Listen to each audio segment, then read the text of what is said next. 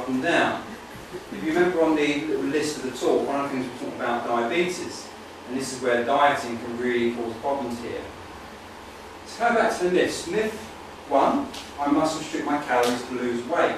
It's really not true, and it makes food eating really difficult. The amount of times I've looked at someone's diet log and we've written different programs, and people go, oh, that's 3,500 calories. And I go, is it? I don't know.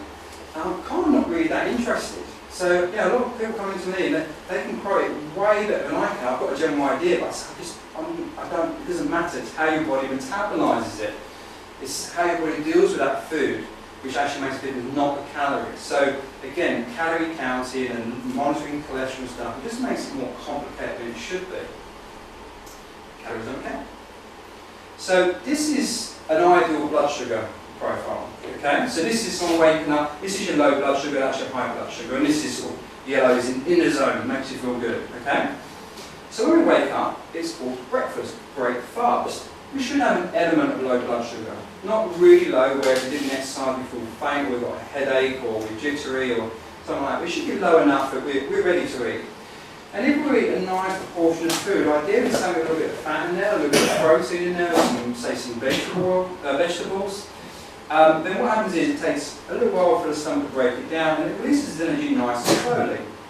Whatever you eat generally converts to blood sugar. So a chocolate bar, a Mars bar, an orange juice, a steak, generally all converts to blood sugar. But they will convert at different rates. When you eat in a nice proportion, your blood sugar will go up nice and slowly, not so slow that you feel lethargic, but it doesn't want to spike.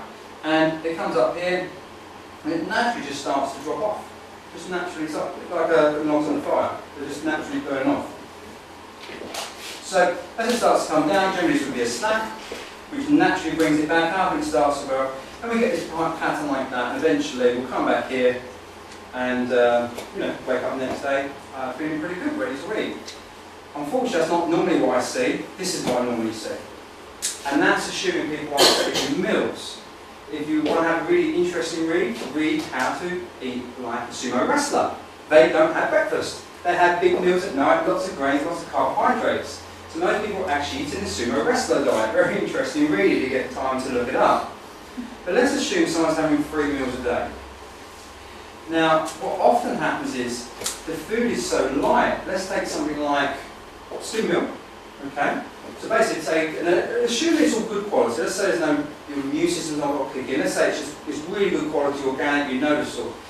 But skim milk, when food enters the stomach, it's got to be liquidised and then it goes into the bloodstream with sugar and hopefully with accompanying nutrition. Now, let's say we take that skim milk, well, it's already liquidised, your stomach's not got to break it down, it's already. And the body's not got to work on the fat, so it's ready to go straight in your bloodstream. Let's have a look at the cereal. Let's say it's a normal, generic cereal which sounds relatively healthy. It's not a kid cereal with the glowing, luminous pinks and stuff like that. So it's meant to be sort of your healthy cereal. And let's say you have that with a glass of orange juice. So the cereal, I could break it down in seconds with my hand. It's not going to take long at all. Okay? It's really very, very quick. And let's say you have the orange juice. Any of you guys make your own orange juice? Yeah? You need a lot of oranges, don't you, to get a glass of orange. So, I mean, if you want a proper glass of oranges, what is it, like 6 oranges, 5 oranges? Well, about 4. 4, okay. Well, even let's say 4 oranges. If you're like me, I don't have a pint of stuff if I was around it. But let's say it's 4 to 5 oranges. Well, how many of you guys would eat 4 or 5 oranges in, say, 60 seconds? With one person back. But we wouldn't, would we? So even if it's the best source, and you've got it from your own, you've got it out of your own garden, you've just had pure sugar, you've overeaten, and it's ready to go into your bloodstream in seconds. So that breakfast, probably not even 500 calories. You've got no pulp, got no fibre with it, a whole bunch of stuff. Now, commercial orange juice is also cooked, pasteurised. You cook the orange juice. Vitamin C is not a stable vitamin. If you eat vitamin C, you destroy it. So commercial orange juice generally has almost no nutrition in it, often why they add it back in. So you've had that, almost liquid when it goes in, all of it. Your blood sugar goes, boom, right up. You only eat about 500 calories, if that. You hardly eat anything. So you're starving hungry a little bit later. Your blood sugar's gone crazy. So what the body does, see, it's a magic to this, it releases insulin. insulin tries to lower your blood sugar, okay? Because if you've got high blood sugar, it will cause organ damage over time. Now, low blood sugar, we can go into a coma. So the body considers this very, very important. You know, it's a very important system. So the body releases insulin to bring it down. Now, unfortunately, because you've overshot so far, it tends to cause the blood sugar crash. It doesn't go over here, it tends to drop. I say it's a bit like if you drive along the motorway really fast and someone grabs your steering wheel, you'd probably oversteer the other way. You know, you're not going to go straight back to the middle. So we get a blood sugar crash. And when we get a blood sugar crash, that's when we tend to get a lot of cravings. Or we just feel bad. This is often when people have their mood dip. So people would generally say, I suffer a lot of anxiety, and it's not because I've got something going on. It often follows their blood sugar. Okay? So when you know they're generally a very anxious person, when they even out their blood sugar, often a lot of that goes. When it drops down here, you get cravings. You're going to want caffeine. A lot of people want a cigarette because it's a stimulant. Some people have alcohol, a bit early in the day. But you know, this is when the breakfast muffin cart comes around in the office. You know, and most people will eat there because the body says, feed me. And generally we'll eat something quite light. But let's assume this was lunchtime. So let's say we now have, you know, barely enough food to feed a rabbit. And particularly someone like me, you know, hugely muscly. Well, that's so fine.